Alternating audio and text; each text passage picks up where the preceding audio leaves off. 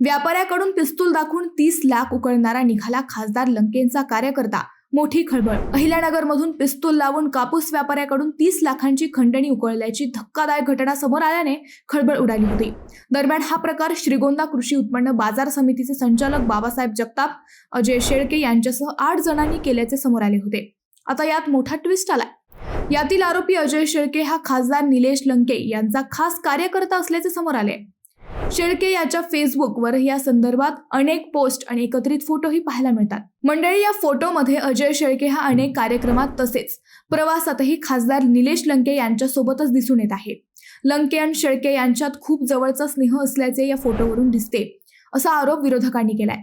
मंडळी, अजय शेळकेसह 8 ते 10 जणांनी प्रशांत देवीदास मते व 43 राहणार निघोज या कापूस व्यापाऱ्याचे अपहरण केले होते.